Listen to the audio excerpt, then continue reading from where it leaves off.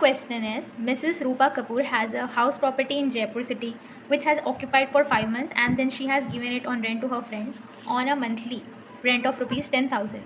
Municipal value, that is MRV, is 90,000 per annum and rent for similar building means FRV है ये 8,000 per month. 8,000 into 12 which comes to 96,000. She paid insurance of 600. Ground rent rupees 10,000. Interest on loan taken to purchase the house was rupees 20,000. Municipal taxes कितने पे करे उन्होंने 9,000. अब इनकी क्या करना है, compute income from house property.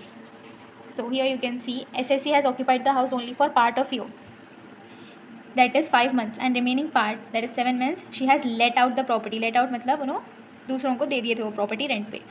In this case, according to the rules, it will be considered that house was let out for full year, 12 months, and accordingly income will be computed. Income statement for assessment year 2022 to 2023. Particulars amount.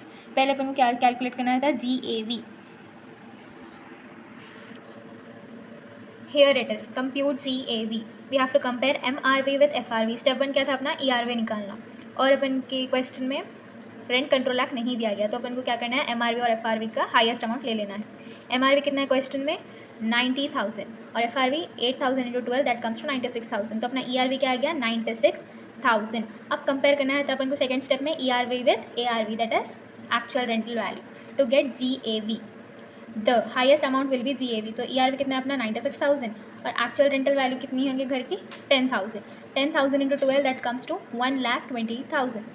जैसे कि अपन बोले थे highest amount ही मिलता second step के बाद, तो GAV क्या ले लेते अपन, 1,20,000. अगर ARV बड़ा है ERV से तो विल टेक ARV, और अगर ERV बड़ा है ARV से तो विल टेक ERV. तो अपने क्वेश्चन में क्या मिला अपन को, ARV is greater, that's why we are taking GAV as 1,20,000. Next thing is GAV तो अपन को मिल गया, दैट इज़ 1,20,000.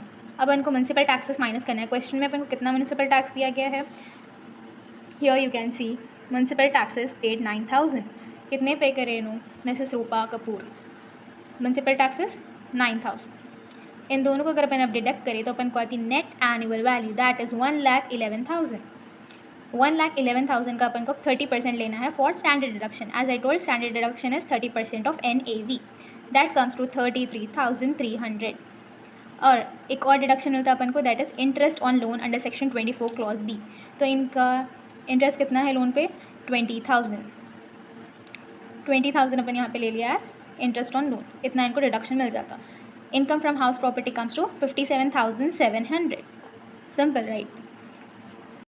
ये है वो 5 इंपॉर्टेंट सिचुएशंस जिस पे आपको क्वेश्चन पूछते हैं इनकम फ्रॉम हाउस प्रॉपर्टी का.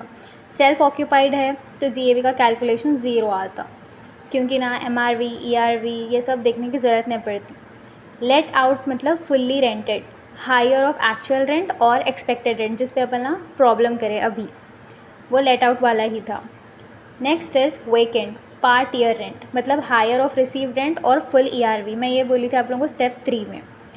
Partly self occupied and partly let out. अब इसमें क्या करते, सम करते लेट आउट पोर्शन का GAV प्लस 0, क्योंकि अगर सेल्फ ऑक्यूपाइड है तो उसका GAV क्या आता है, that is gross annual value 0.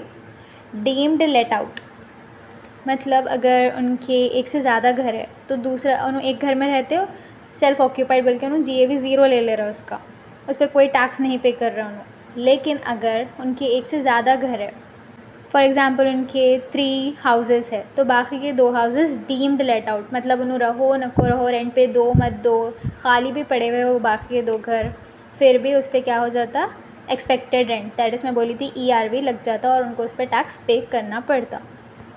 And आपकी वर्कबुक में ये हर सिचुएशन पे एक क्वेश्चन ऑलरेडी सॉल्व किया गया है, बस माइनर से चेंजेस है थोड़े बहुत.